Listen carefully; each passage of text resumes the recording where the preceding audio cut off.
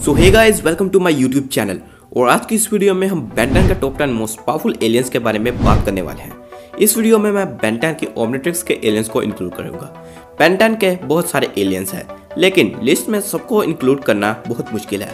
तो अगर मैं कुछ एलियंस को मिस कर दूं तो मुझे कमेंट करके जरूर बताना, मैं नेक्स्ट पार्ट में इंक्लूड कर दूंगा।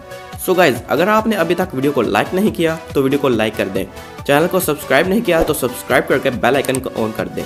So without wasting any further time, let's begin. So guys, number 10 पर जो एलियन आता है वो है अपग्रेड। अपग्रेड नंबर 10 को डिजर्व इसलिए करता है क्योंकि अपग्रेड हर टेक्नोलॉजी के साथ मर्ज होकर उसे कंट्रोल कर सकता है और उसे उसके अपग्रेडेड फॉर्म में ला सकता है। और आज के ज़माने में हर चीज़ टेक्नोलॉजी से ही बनता है, तो अपग्रेड हर वेपन हर टैग को कंट्रोल कर सकता है।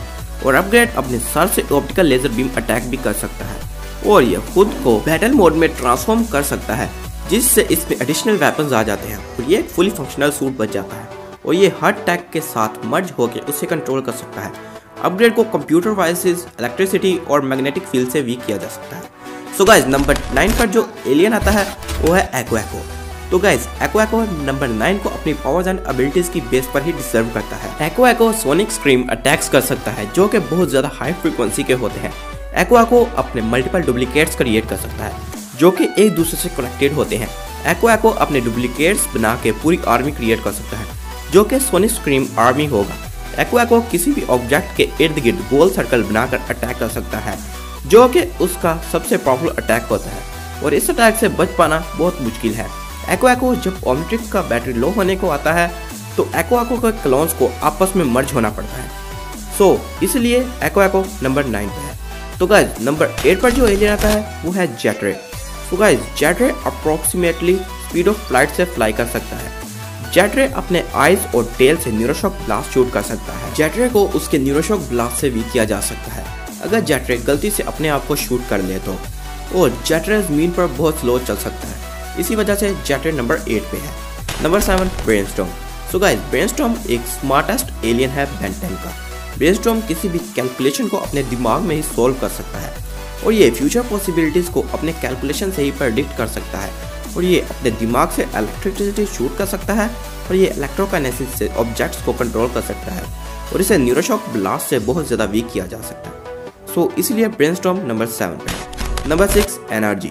एनर्जी अपने बॉडी से हाईली रेडियोएक्टिव रेडिएशन शूट कर सकता है। इसका सूट किसी भी अटैक्स को इजीली हैंडल कर सकता है और अगर एनर्जी अपने सूट से बाहर आ जाए तो वो सूट के अंदर वाले एनर्जी से भी बहुत ज़्यादा पावरफुल होता है।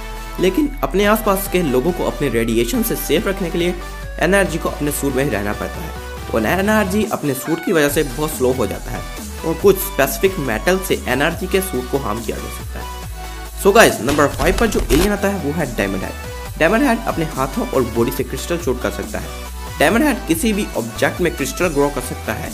डायमंड हेड का बॉडी बहुत ज़्यादा ड्यूरेबल है और ये एक दफ़ा डिस्ट्रॉय होने के बाद दोबारा रीजनरेट भी हो सकता है। डायमंड हेड एक ऐसा अकेला एलियन है जिसने विलगैस के one of the most powerful form को भी हराया था। डायमंड हेड किसी भी लेजर बीम को रिफ्लेक्ट कर सकता है। सो इसी वजह से डायमंड हेड नंबर 5 पर है। सो गाइज, नंबर 4 पे जो एलियन है वो है ह्यूमंगासोर। तो गाइज, ह्यूमंगासोर बेन 10 का एक डायनासोर जैसा दिखने वाला एलियन है जो कि one of the strongest aliens की लिस्ट में भी आता है और ह्यूमंगासोर के पास बहुत ज़्यादा स्ट्रेंथ है।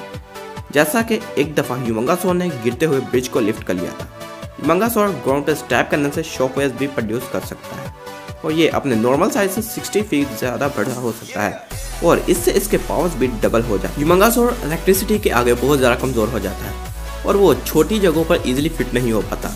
सो इन्हीं पावर्स एंड एबिलिटीज की बेस पर ह्यूमंगासोर नंबर 4 पर है। सो गाइस, नंबर 3 पर है क्लॉकवॉक। सो गाइस, क्लॉकवॉक को नंबर 3 पर रखने की मेन रीज़न है उसके time control abilities. So guys, क्लॉकवॉक टाइम को कंट्रोल कर सकता है और ये टाइम को फास्ट, स्लो, रिवर्स और फॉरवर्ड कर सकता है। क्लॉकवॉक किसी की भी एज को कम ज़्यादा कर सकता है और इसे टाइम में आगे या पीछे भेज सकता है। क्लॉकवॉक टाइम को स्लो करके एक स्पीडस्टर की तरह खुद फास्ट मूव कर सकता है। क्लॉकवॉक की एक ही वीकनेस है कि उसका बॉडी छोटे मोटे अटैक से वीक हो जाता है, जिससे इसे हराना इजी हो जाता है। अगर क्लॉकवॉक अपनी पावर्स को अच्छे से यूज़ करे तो शायद ये नंबर 1 पोजीशन पे भी आ सकता है। सो गाइज, नंबर 2 पर जो मोस्ट पावरफुल एलियन है वो है एटॉमिक्स। तो गाइज, एटॉमिक्स एक चलता फिरता न्यूक्लियर रिएक्टर है। एटॉमिक्स के न्यूक्लियर अटैक्स प्लैनेट्स को मिनटों में डिस्ट्रॉय कर सकते हैं एटॉमिक्स ने अपनी एक किक से अल्टीमेट हिमाकासोर को नॉकआउट कर दिया था और स्पाइडर मंकी एक सेकंड भी नहीं टिक पाया था एटॉमिक्स के आगे, और एटॉमिक्स की एक किक से ग्वेन का माना शील्ड अर्थ के ऑर्बिट से बाहर चला गया था।